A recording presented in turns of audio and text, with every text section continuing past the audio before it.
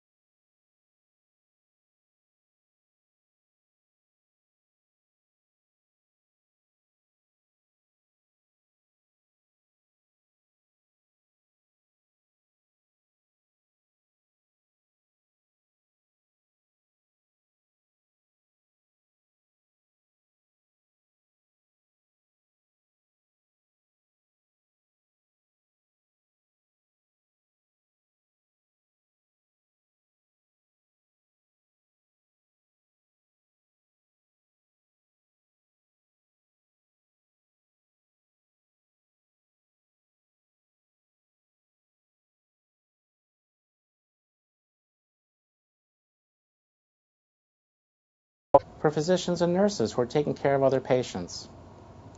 Another way to prove that you have immunity to this illness is to have a simple blood test and do serology on these illnesses.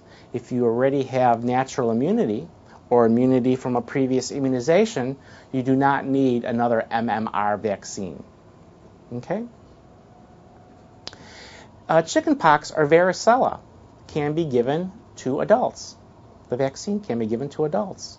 This is especially important for adult patients who have never had the chickenpox. Chickenpox can be much worse in adults than kids. Okay? It's a 2-shot series.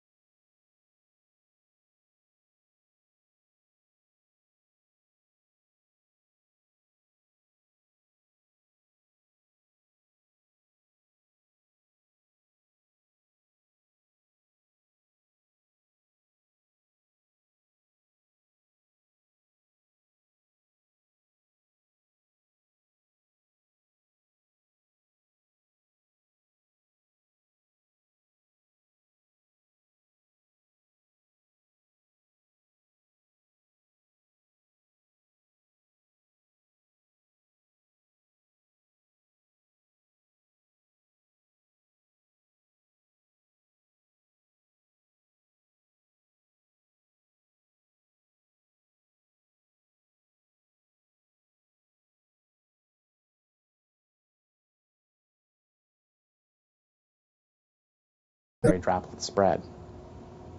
Okay? There is a second type of flu vaccine called flu mist, which is a live attenuated vaccine.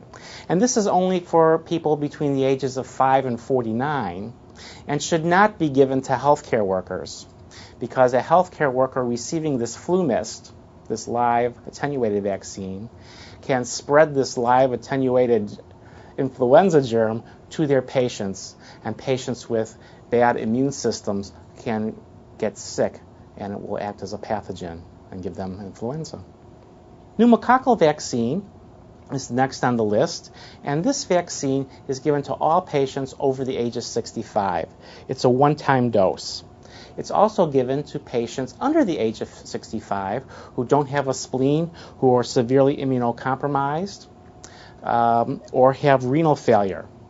Even patients on high-dose steroids under the age of 65 should have pneumococcal vaccine. Pneumococcal vaccine is only given a second time if the patient is under the age of 65 by the time they're due for their second dose. The doses are given 5 years apart.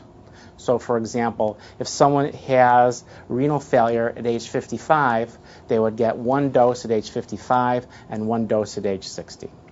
The hepatitis A and hepatitis B vaccines we discussed earlier during the travel medicine section, and those are given when you're going to endemic areas or going to be engaging in behavior that is risky for transmission. Okay? Hepatitis B is also indicated for those people who have renal dialysis. They're exposed to a lot of needles and blood products. It's also indicated for healthcare workers, as they are exposed to many blood products as well. The meningococcal vaccine for meningococcemia is indicated for college students and college-age people. It is indicated for people who are living in crowded conditions, again, such as college dormitories, military recruits.